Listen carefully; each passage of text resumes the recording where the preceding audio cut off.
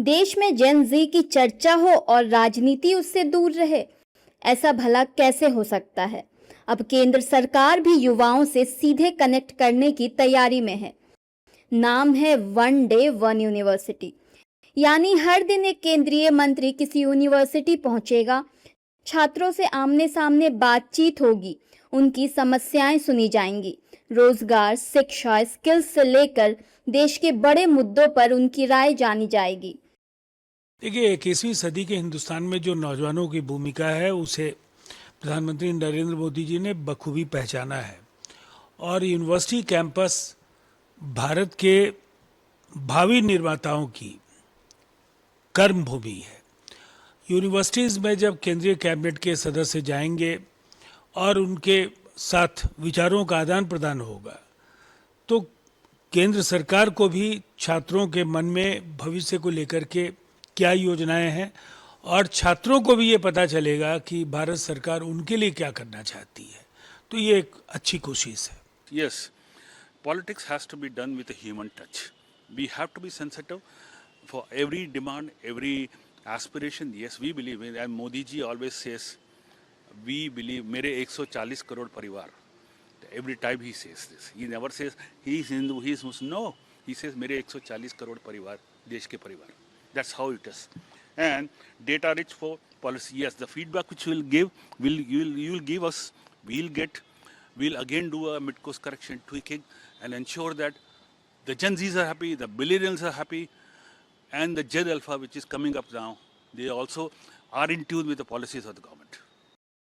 शिक्षा मंत्री प्रहलाद जोशी और युवा मामले एवं खेल मंत्री मनसुख मंडाविया को यूनिवर्सिटीज और मंत्रियों के दौरे के बीच तालमेल की जिम्मेदारी दी गई है।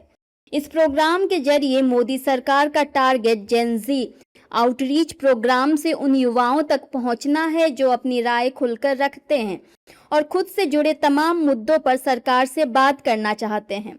मंत्री अलग अलग विषयों पर युवाओं से बातचीत करेंगे और उन्हें सरकार की तमाम योजनाओं, खासतौर पर छात्रों के लिए चलाई जा रही योजनाओं के बारे में जानकारी देंगे।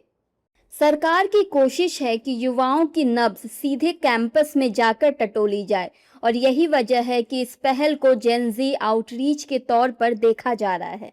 लेकिन सियासत है तो सवाल भी है। बीजेपी इसे युवाओं से सीधे संवाद और उनकी समस्याओं को समझने की पहल बता रही, वहीं विपक्ष इसे सरकार का जेन जी कनेक्ट और राजनीतिक आउटरीच बता रहा है। उनकी जुबान बोल देने से बात नहीं बनेगी। उनका संदेश क्या है, उस संदेश पे अमल करिए और अगर उस पर आप अमल करेंगे ना तो ये नौटंकी, इन नौटंकियों की जरूरत नहीं होगी। एक यूनिवर्सिटी, एक मंत्री, जो भी थोड़ी बहुत पढ़ाई होती है उसको भी चौपट करने का आपका इरादा है। आप सरकार में है, संवाद के साथ साथ विवाद का भी तो समाधान करो।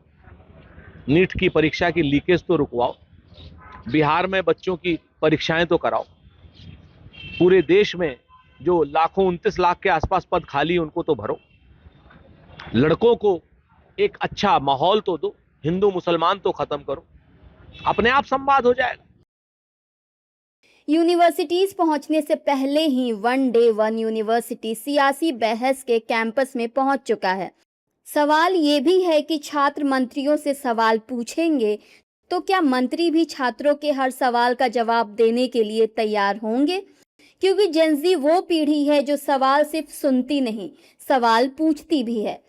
छात्रों के पास मुद्दों की कमी नहीं है। सरकार की योजना में इन तमाम विषयों पर सीधे संवाद की बात कही गई है। अब देखना ये होगा कि ये संवाद कितना खुला होगा।